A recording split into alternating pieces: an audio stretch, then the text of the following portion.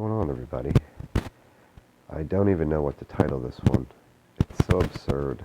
It's so wonderful and strange, and there's so much synchronicity.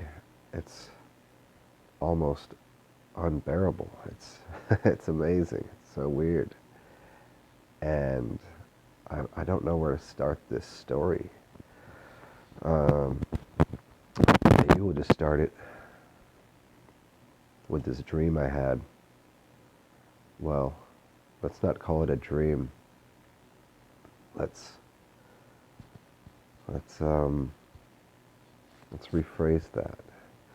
Let's start it with this idea that I could explain to you how the dream world works in a way that you have lucid dreams or out-of-body experiences. And a lucid dream is usually you dreaming something in your head and being in the subconscious mind.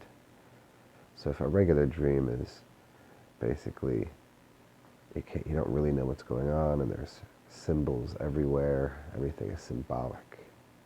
And then when you wake up a little bit, you get into a lucid dream, still in your mind, still inside of you.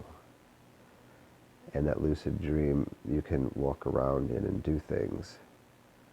But then the out-of-body experience is when you project yourself outside in front of yourself, and you walk around in this environment, and you have a silver cord attached to you. It's a uniquely different experience. And I had something just a few nights ago that was even beyond that. I've been listening to a lot of Neville Goddard lately, and I couldn't really get to sleep the other night. And I was in that in-between state. And I woke up, and I was absolutely without question in another reality that was exactly the same as this one. The way that you're looking around right now, hearing things, seeing things. Pick up your glass that's in front of you, whatever you might be drinking. Put that up to your lips and taste it and smell it and hear the sounds and touch the thing. And I woke up in an environment that is just as real as this. It was exactly the same. And at the same time, I knew I was sleeping in this bed right here talking to you. I knew it. It's the same way you become lucid in a dream.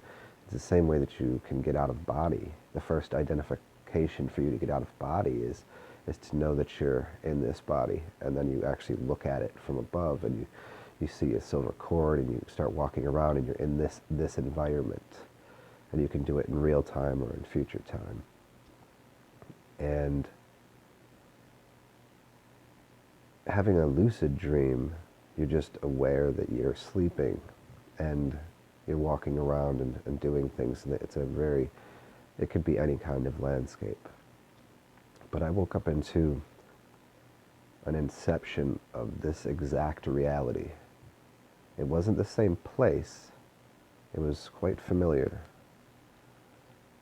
But I had, I could touch things and feel them in the exact same way. And I knew it, and I knew I was sleeping here simultaneously. And I could smell things, and I could write, and I could read like the tiniest print. There was nothing different. There was no discernible difference between this right here and where I was and what I was doing. None at all. And then I woke up in another incepted dream-like. It wasn't a dreamlike state. It was the same thing. So I was running simultaneously 3 events, knowing that I was in this bed, knowing I was in that other state, and in a third one as well. And I started talking to people, like, you know this is a dream, yes? And they were talking to me like, and they knew it was. And I was hyper aware of all three things. And there was a lot of, so during that it was just an experience, but I had my powers. I could float, I could levitate, I could fly. But I knew that I had those powers. I just was like walking around and touching things and smelling things and using my senses and going, oh, but that's right, I have powers to do anything here. And I floated and I started flying, which I often do in lucid dreams, but this wasn't that. And then I got into the fourth level.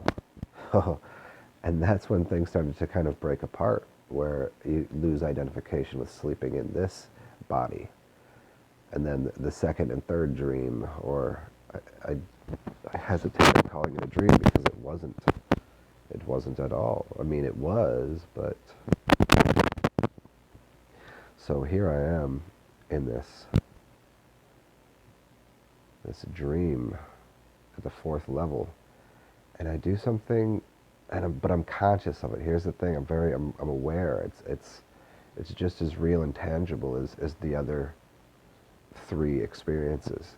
It's me sleeping in this bed, me talking to you, like that kind of like the realness that you have right now, and the other two dreams had that same tangible knowledge of what it was. And then I got into the fourth one, and I was hanging out with a friend of mine, and we sat down and we ate. And we ate a steak, a really big steak. And it was, I knew I was, at this point I still knew that I was in a dream, or was I? But why would we be eating a steak? Because we don't eat meat. Like, that's not really part of our diet. We have always practiced more of a vegetarian, and as I've told people often, I fasted on water for 40 days. We practice lots of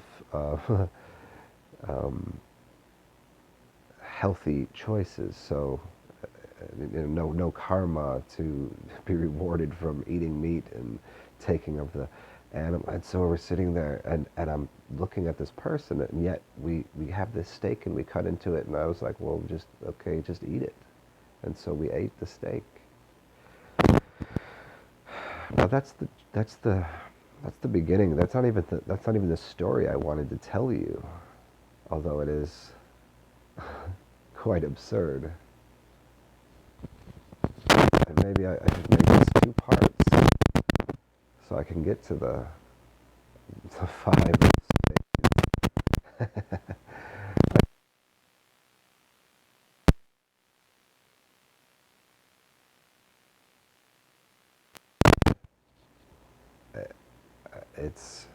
It's beyond me to even try to rationally explain to someone that hasn't had any level of synchronicity, because I've had synchronicity and I understand it, and I jump along through these places of these experiences of that happening. But the deck of cards, I don't even use a deck of cards. I don't even play with cards. It's just something I know intuitively. Something happens when I have a deck of cards in my hand, and it's happened to